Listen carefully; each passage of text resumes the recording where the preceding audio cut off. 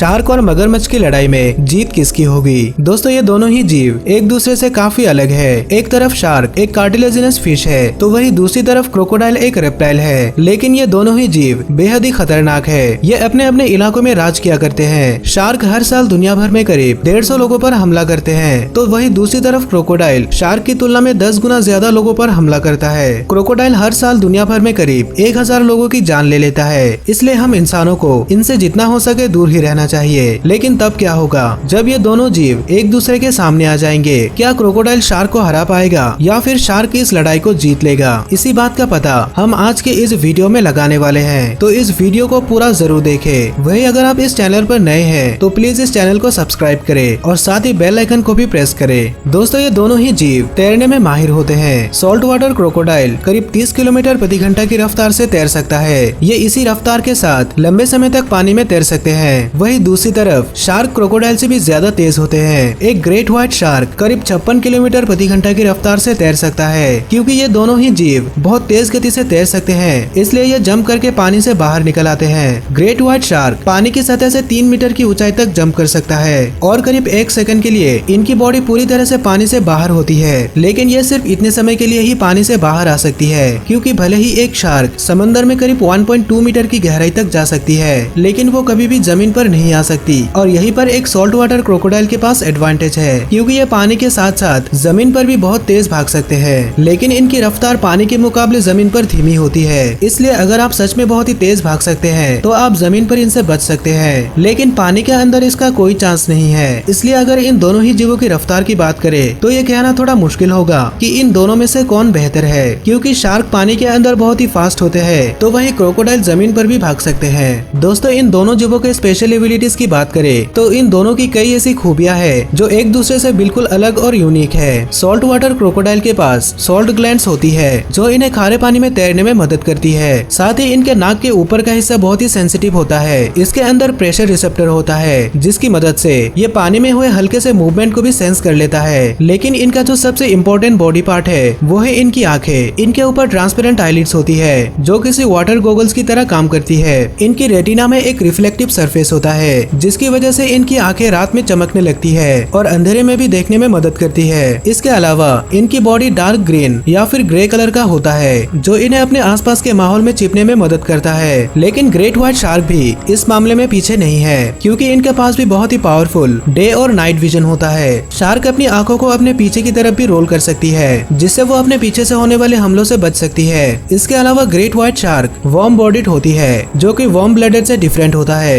यह अपने बॉडी के तापमान को 13 डिग्री सेल्सियस तक बढ़ा सकती है जिससे वो जब भी ठंडे पानी में जाती है तब भी उसके मसल सही से काम करते हैं। इसके अलावा शार्क की आंखों के नीचे मौजूद ऑर्गन की मदद से वो इलेक्ट्रोमैग्नेटिक फील्ड को भी सेंस कर लेती है। अगर वो किसी जीव के बहुत ही पास हो तो वो उसके हार्ट बीट को भी सेंस कर सकती है। इसलिए हम ऐसा कह सकते हैं कि शार्क के पास क्रोकोडाइल से ज्यादा स्पेशल एबिलिटीज मौजूद है। ये दोनों ही जीव साइज में काफी बड़े होते हैं। ग्रेट व्हाइट शार्क दुनिया की तीसरी सबसे बड़ी शार्क है। पहले नंबर पर है व्हेल शार्क और दूसरे नंबर पर है बास्किंग शार्क। लेकिन क्योंकि ये दोनों ही शार्क सिर्फ छोटे जीवों का शिकार करते हैं इसलिए ग्रेट व्हाइट शार्क दुनिया की सबसे बड़ी शिकारी मछली है। Female great white shark male shark से बड़े होते हैं। एक मेल शार्क करीब 4 मीटर तक लंबे होते हैं लेकिन एक फीमेल शार्क करीब 5 मीटर तक लंबी हो सकती है और इनका वजन 1110 किलो तक हो सकता है। अब तक की सबसे बड़ी फीमेल शार्क 6.1 मीटर की थी और वजन 2 टन था। लेकिन क्रोकोडाइल भी वजन और साइज के मामले में शार्क से कम नहीं है। क्रोकोडाइल दुनिया का सबसे बड़ा रेप्टाइल है। मेल क्रोकोडाइल साइज में फीमेल से बड़े होते हैं। इनकी लंबाई करीब 6 मीटर और वजन 1000 किलो तक हो सकता है। तक का पाया गया सबसे बड़ा क्रोकोडाइल 6.3 मीटर का था। बाइट फोर्स के मामले में क्रोकोडाइल दुनिया के सभी जीवों में दूसरे नंबर पर आता है। इनका बाइट फोर्स करीब 3700 PSI तक हो सकता है जो कि एक शेर से भी काफी ज्यादा है। लेकिन अजीब बात तो ये है कि इनके जबड़े इतने ताकतवर होने के बावजूद इनके मुंह को खोलने के लिए जो मसल्स काम में आता है वो बहुत ही वीक है। इसलिए आप इनके मुंह को अपने हाथों से बंद करके रख सकते हैं अगर आप इनके पास जाने की हिम्मत करें तो।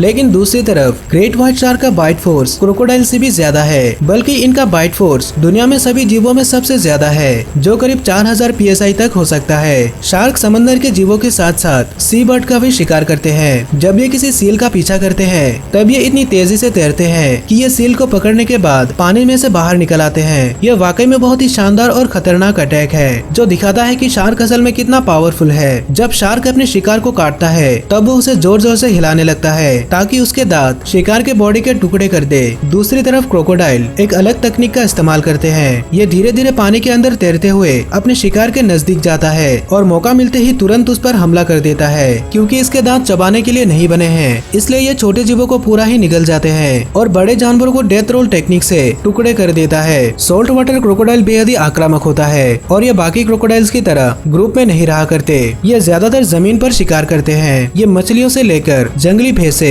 ओरंगटन, टाइगर और यहाँ तक कि इंसानों का भी शिकार करते हैं। बाकी क्रोकोडाइल्स के मुकाबले सॉल्ट वाटर क्रोकोडाइल ज्यादा लोगों की जान ले लेता है। दूसरी तरफ ग्रेट व्हाइट शार्क भी इंसानों के ऊपर हमला करने के लिए जाने जाते हैं, लेकिन ये इंसानों को नहीं खाते। कई लोगों को लगता है कि शार्क इंसान को कोई सील समझ बैठता है और वो गलती से इंसानों के ऊपर हमला करता है, लेकिन ये बात सच नहीं है। बल्कि शार्क को तो इंसानों का स्वाद पसंद ही नहीं है। भले ही इंसानों के ऊपर हर साल कई शार्क अटैक्स होती है, लेकिन इनमें से बहुत ही कम लोगों की मौत होती है। इसलिए आपकी पूरी जिंदगी में आपके ऊपर शार्क अटैक होने के चांसेस 1 in 3.7 बिलियन है। ये चांस इतना कम है कि आपकी मौत किसी गिरते हुए नारियल से टकराकर होने के चांसेस इससे भी ज्यादा है। इसलिए आपको नारियल के पेड़ से बचने की ज्यादा जरूरत है, न कि शार्क से। बहुत ही कम जानवर ऐसे हैं जो किसी शार्क या क्रोकोडाइल का शिकार करते हैं। टाइगर कभी कभार क्रोकोडाइल का शिकार किया करते हैं। वही दूसरी तरफ ओकरा ग्रेट व्हाइट शार्क का शिकार करती है, क्योंकि ओकरा शार्क से भी ज्यादा इंटेलिजेंट होती है और उन्हें पता होता है कि ग्रेट व्हाइट शार्क की कमजोरी क्या है। ओकरा सबसे पहले शार्क को साइड से आकर टक्कर मार देता है, जिससे शार्क पानी के अंदर पलट जाती है और वो तब तक उसे ऐसे ही रखती है जब तक कि उसका दम ना घुटने लगे।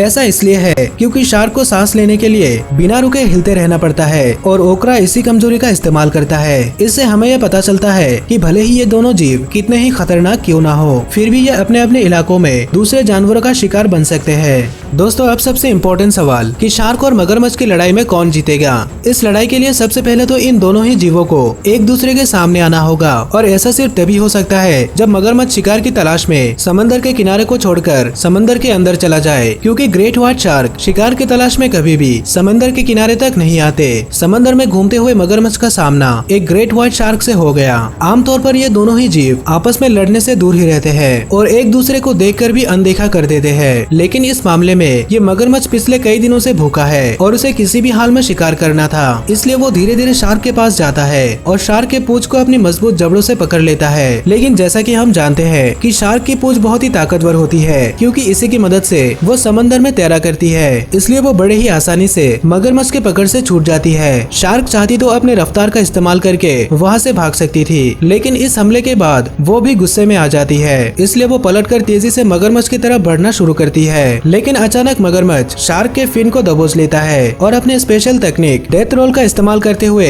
गोल गोल चक्कर लगाना शुरू करता है, जिससे शार्क का फिन उसकी बॉडी से अलग हो जाता है। हालांकि शार्क को एक गंभीर चोट लग गई है, लेकिन ये चोट उसकी जान लेने के लिए काफी नहीं है। इसके बाद शार्क गुस्से में मगरमच्छ की तरफ बढ़ती है और ये दोनों एक दूसरे के साथ लड़ना शुरू करता है। अगर आप एक शार्क के सिर को ध्यान से देखेंगे तो आप पाएंगे कि इनका नथुना इनके नीचे के जबड़े के मुकाबले काफी लंबा होता है और मगरमच्छ इसी नथुने को अपने जबड़ों से पकड़ लेता है। इस दौरान शार्क भी मगरमच्छ को काटने की कोशिश करती है, लेकिन वो ऐसा करने में नाकाम रहती है, क्योंकि इसका नथुना बहुत ही लंबा होता है। इससे मगरमच्छ को एक और मौका मिल जाता है और वो फिर से शार्क के ऊपर डेथ रोल तकनीक को अपनाता है। द ग्रेट व्हाइट शार्क का चिकना शरीर आसानी से पानी में फिसल जाता है। ऐसे में मगरमच्छ के लिए खतरा बढ़ जाता है, क्योंकि एक मगरमच्छ अपनी सांस को रोककर 10 से 15 मिनटों तक पानी के अंदर रह सकता है, लेकिन इससे ज्यादा समय तक पानी में रहना उसके लिए मुश्किल हो जाता है। और यहाँ पर तो ये शार्क के साथ पहले ही इतनी लड़ाई कर चुकी है, जिससे उसे और भी ज्यादा ऑक्सीजन की जरूरत थी। इसलिए वो शार्क को छोड़कर तेजी से बाहर आने लगता है ताकि वो खुली हवा में सांस ले सके।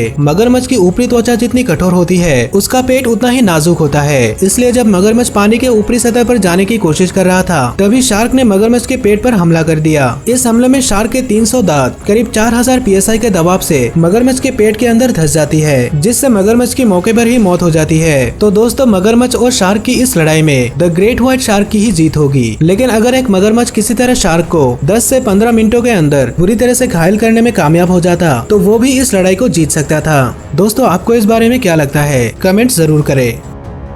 अगर आपको इसी तरह के और भी वीडियोस देखनी है तो स्क्रीन पर दिखाए गए किसी एक वीडियो पर क्लिक करें और साथ ही इस चैनल को सब्सक्राइब करें। इस वीडियो को आखिर तक देखने के लिए आपका धन्यवाद।